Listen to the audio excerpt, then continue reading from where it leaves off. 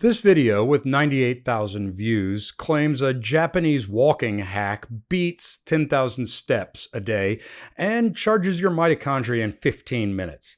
As a PT, a guy who's really into exercise physiology, I need to explain the math and science that he's leaving out. I'm not going to make you watch the whole thing because, to be honest, he gets several things right about aerobic exercise and fat oxidation. I'm not here to dismiss interval walking.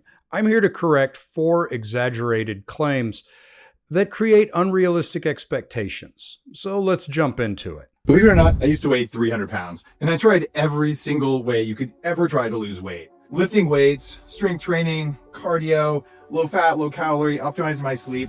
I even became a devout vegan, and I apologize for all the people I yelled at during that time.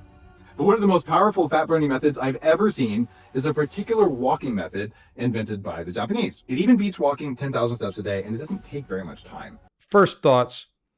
He mentioned a bunch of proven weight loss methods that all use the same concept. Calories in, calories out. Interesting point though, this is how all weight loss works, period.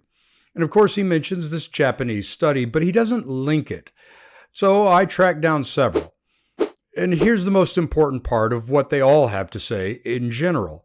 High-intensity interval walking may protect against age-associated increases in blood pressure and decreases in thigh muscle strength and peak aerobic capacity. Strangely enough, the citations don't mention fat loss as a parameter.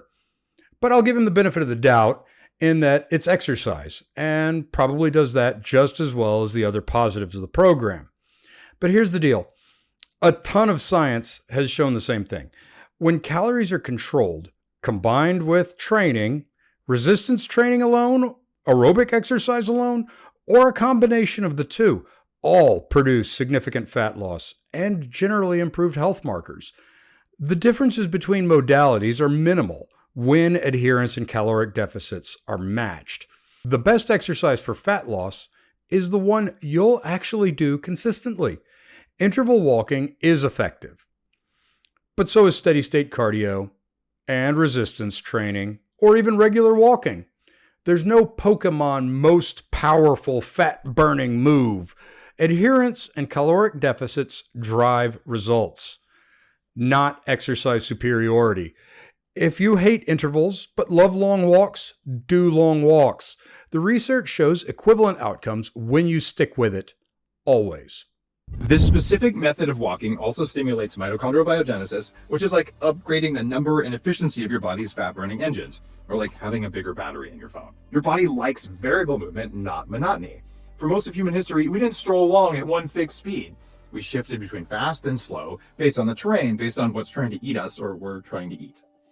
And that variation signals your mitochondria to adapt. More mitochondria means more energy, and that means faster fat burning, even if you're not working out. This is where my ex-Phys brain just wants to explode. He's claiming this charges your mitochondria in 15 minutes. Let me explain what actually happens. Yes, a single exercise bout will rapidly increase PGC1 alpha. That's the signaling molecule that starts mitochondrial biogenesis. This peaks within 4 hours and returns to baseline within 24 hours. But that's the signal, not the adaptation. Actual mitochondrial biogenesis, the creation of new mitochondria, requires repeated exercise bouts over weeks to months. Research published in the Journal of Physiology shows that after about 2 weeks of consistent high-intensity interval training, which is a more intensive program than this guy's talking about, you can see sustained increases in PGC1 alpha, mitochondrial enzyme activity, and oxidative capacity.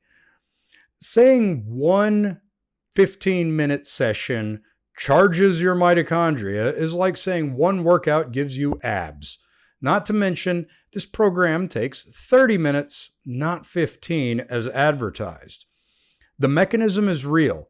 PGC1 alpha activation happens acutely, but the timeline claim is a fantasy. This matters because it sets unrealistic expectations. You won't feel dramatically different after 1 session or 3, maybe after 6. The magic happens with consistency over time. And it does that even if you walk at the same fast speed that's uncomfortable. And the metabolic enzymes that burn fat, they stay at their baseline. Your mitochondria don't need to multiply or grow stronger. And your calorie burn, well, it stays low. It's like leaving your car engine idling. It's on, but it's not really doing any real work. And Japanese researchers solved this exact problem. They figured out a walking method that burns fat way more effectively than walking 10,000 steps a day. So it's less work, saves time, better results. We can do that. So the mitochondria science was fun, but watch what happens when we run his actual calorie claims through the numbers. He said it works better than 10,000 steps a day, but doesn't mention how many steps you get besides this program. Let's run the numbers he's avoiding. Let's say, for simplicity, he's going to get 5,000 steps per day besides this program. It works like this. 10,000 steps a day burns roughly 340 calories for an average person. So 5,000 steps a day would burn about 170. Easy math, right? These numbers are based on METs, associated with walking at a normal pace for 3.0 or a fast pace 5.0 METs. Calories burned is equal to METs times body weight in kilograms times duration in hours. Now, this protocol calls for 30 minutes of walking overall, which works out to approximately 3,000 steps between fast and slow walking. So we're back up to 8,000 steps a day. With an interval walking program, you're hoping to achieve something called EPOC, excess post-exercise oxygen consumption, to burn those extra calories. EPOC is not well understood, but we think it burns between 6 and 15% extra on top of the calories from the exercise. Now, power walking for 15 minutes will burn about 85 calories. Regular walking will burn about 51 calories. All these numbers are still based on average people. 85 plus 51 is 136. And I know what you're saying. What about the EPOC? Let's add that in, and we'll do the full 15% to be generous. That's only 20.4 more calories for a total of 156.4 calories that you're gaining. After you give up 170 calories by cutting your steps down by half. I think you can figure out the math there. And most importantly, instead of spiking your stress hormones like a long workout, it actually lowers your stress hormones. And there's a reason walking is better than chronic mid-intensity cardio, like running on a treadmill. Let me explain. Fitness culture teaches you that fat loss comes from suffering. You need to cut calories, run for an hour on the treadmill, and grind through pain, because no pain, no gain. It's nice to show yourself that you're tough, but that mindset creates an emotional association between fat loss and stress. Sore muscles, aching joints, and that constant feeling of hunger from restrictive diets. That same feeling I had when I was 300 pounds and trying to eat less and work out more. It just doesn't work. Because when your body's under constant stress, it produces more cortisol, and it's a hormone that makes it harder for you to burn fat, especially belly fat. The cortisol claim needs serious clarification. He says this lowers stress hormones unlike long workouts, and implies that cortisol from exercise blocks belly fat burning, which, anecdotally, we all know isn't true. But we kind of wish it was. Here's the critical distinction the research makes. Acute exercise-induced cortisol is completely different from elevated cortisol from life stress.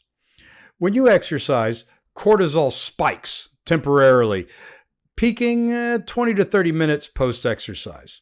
This acute rise is beneficial.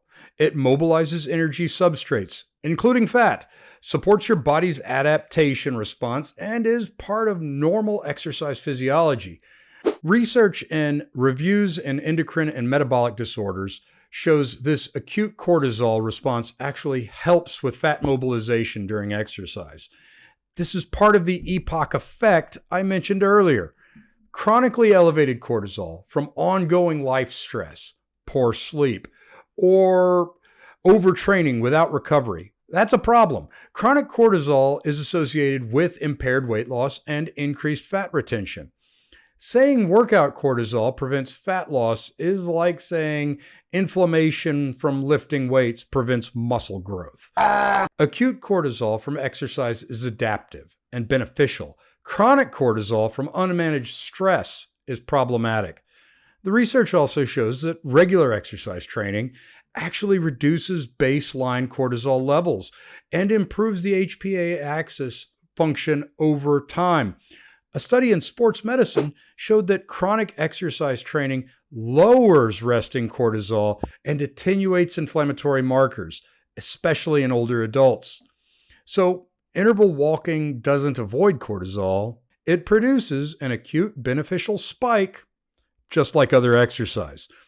The advantage isn't avoiding cortisol, it's time efficiency, maybe, and adherence for some people.